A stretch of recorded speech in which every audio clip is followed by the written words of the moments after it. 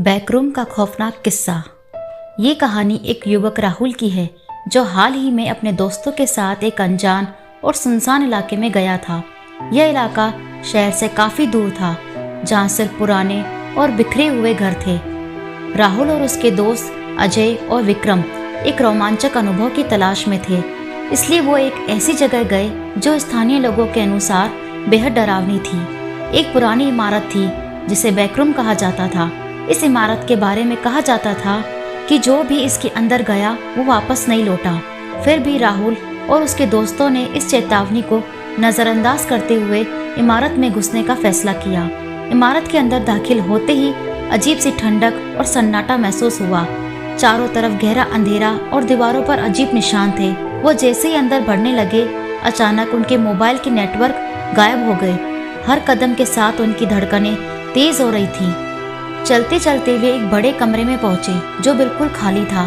तभी अचानक दरवाजा जोर से बंद हो गया। विक्रम ने दौड़कर दरवाजा खोलने की कोशिश की, लेकिन दरवाजा जाम हो चुका था। तभी कमरे में हल्की हल्की फुसफुसाहट की आवाजें आने लगी। राहुल ने चारों ओर देखा, लेकिन वहाँ कोई नहीं था। फिर अचानक कमरे के कोने में एक परछाई दिखाई दी। वो परछाई धीरे धीरे उनकी तरफ बढ़ने लगी। अजय ने घबराकर दीवार पर टंगी एक पुरानी तस्वीर को देखा, जिसमें एक परिवार खड़ा था, लेकिन तस्वीर में कुछ अजीब था। सभी के चेहरे धुंधले और विकृत हो चुके थे, जैसे कोई अनजान शक्ति ने उन्हें मिटा दिया हो। विक्रम ने कहा, हमें यहाँ से निकलना होगा। वे दरवाजा तोड़ने की कोशिश करने लगे। तभी अचानक वो परछाई उनके बिल्कुल पास आ गई। जैसे ही वो उनके पास पहुंची, कमरे में तेज चीखें गूंजने लगी और सभी की आंखों के सामने अंधेरा छा गया। राहुल जब होश में आया तो खुद को इमारत के बाहर पाया। उसके दोस्त अजय और विक्रम गायब थे। वो चीखते हुए उन्हें खोजने की कोशिश करने लगा, लेकिन वहाँ कोई नहीं था। उसने पुलिस को बुलाया, लेकिन जब वे आए तो इमारत अंदर से खाली थी। अजय और विक्रम का कभी पता नहीं चला। बैकरूम के उस कमरे में क्या हुआ, यह रहस्य ही बना रहा। लेकिन राहुल जानता था कि जो भी कुछ वहाँ था वो सिर्फ एक भ्रम या सपना नहीं था। वहाँ कुछ ऐसा था जो उसके दोस्तों को निगल गया था। आज भी वो इमारत उसी हाल में खड़ी है, जहाँ से अब कोई गुजरने की हिम्मत नहीं करता।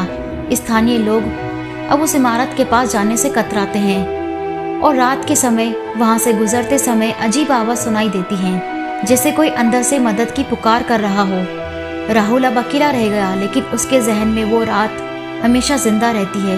वो अक्सर अपने दोस्तों के खो जाने की वजह समझने की कोशिश करता है, लेकिन हर बार उसे वही डरावनी परछाइयाँ और चीखें याद आ जाती हैं। कोई नहीं जानता कि अजय और विक्रम कहाँ गए, लेकिन राहुल जानता है कि बैकरूम में कुछ ऐसा है जो लोगों को अपने अंधेरे में खींच लेता है और फिर कभी वापस नहीं लौटने देता।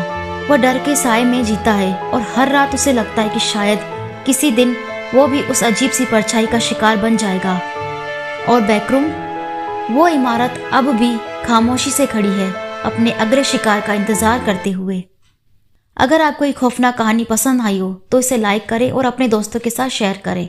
और ऐसी ही और रोमांचक कहानियों के लिए चैनल को सब्सक्राइब करना न भूलें।